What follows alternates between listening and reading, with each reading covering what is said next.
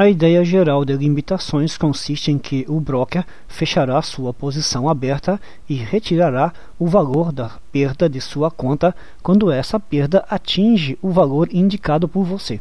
Com isso, ele está ao mesmo tempo protegendo o seu capital de maiores perdas. Lembre-se que esse tipo de limitação se chama ainda stop loss, que no inglês significa deter perdas. E lembre ainda que este ganho ou perda aparece em consequência do movimento específico do preço. Isso significa que a perda não ultrapassará determinado valor indicado por você, de que o preço deverá fazer determinado movimento descrito em pontos. O novato frequentemente pergunta: para que precisa da limitação das perdas? Por que não colocá-la no zero? Pois assim você nunca vai sofrer as perdas e vai sempre ganhar o lucro. Mas na verdade, praticamente sempre antes de continuar o movimento, o preço vai para trás. Pode ser somente um pouquinho, mas vai. Isso se chama de correção. E nenhum dos traders nunca sabe com antecedência se vai ou não ter correção, se vai ser grande ou pequena.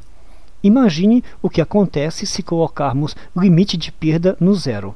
Neste caso, o broker deverá fechar sua posição bem antes do que você conseguirá ganhar qualquer lucro razoável. Caso todas as suas posições sejam fechadas o tempo todo, de onde virá o seu lucro?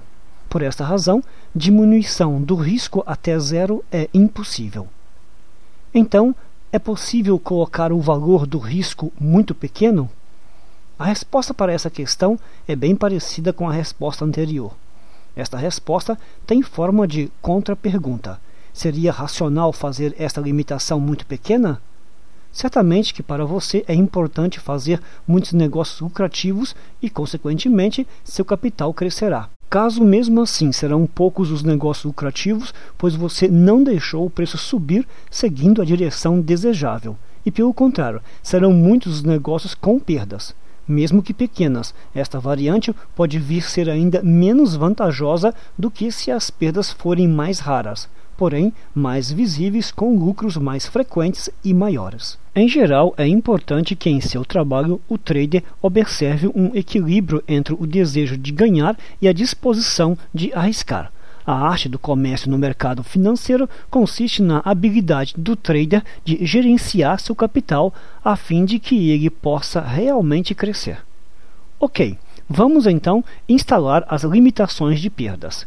Se indicarmos o limite de perdas igual ao volume do nosso depósito, todas as nossas posições serão fechadas quando o valor da perda chegar ao volume desse depósito. Achamos que a tática, quando o trader arrisca um volume comparável ao seu depósito, somente serve para as pessoas que são jogadores por natureza. Para elas, não é tão importante aprender como ganhar dinheiro como ter grande prazer participando em operações de risco no mercado financeiro. Com isso, elas compreendem muito bem não ser crítico àquele dinheiro que podem facilmente perder num negócio desses.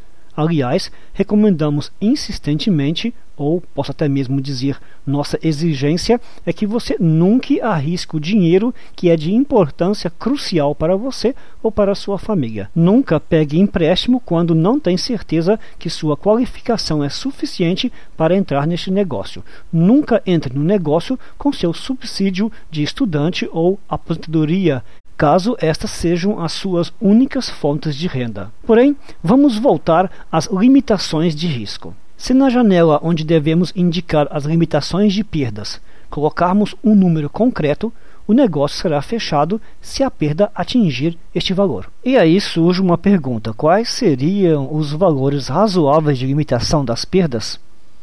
Aqui a resposta é somente sua, apesar de que, obviamente, com a nossa ajuda. Primeiro, a soma que você arrisca no negócio atual não pode ser exagerada. Para que arriscar muito dinheiro se você pode evitar isso?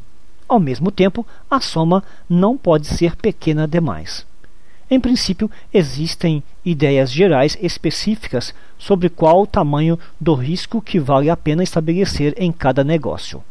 Agora, nós vamos apresentar a você algumas delas como exemplo. É melhor que vocês aceitem as mesmas como recomendação geral, sendo que a decisão final fica com você e com a sua estratégia comercial. Aqui está um exemplo dessa decisão geral, mas que não é a única possível. Supomos que um trader tem no seu depósito $1.000 americanos e executa os negócios em volumes de 10.000 euros frente ao dólar. Na espera do movimento lucrativo do preço do tamanho de 50 a 150 pontos, obtidos durante um dia em 50 a 150 dólares, ele podia indicar limitações de perdas em 30 a 60 dólares. Lembramos que este exemplo é puramente virtual. No final das contas, cada trader é que forma sua própria estratégia, tendo em mente seus planos, e somente ele que determina quais os lucros e quais as perdas são razoáveis para o seu conceito comercial. Pode acontecer que outra pessoa ache mais correto a variante quando o lucro possível deve exceder um pouquinho o risco, enquanto outros podem achar que até a proporção do lucro e risco 2:1 seja modesta. Então, nós instalamos o nível de risco, ou em outras palavras, volume do negócio. Nós indicamos qual lucro queremos atingir durante nosso negócio e indicamos as limitações de perdas.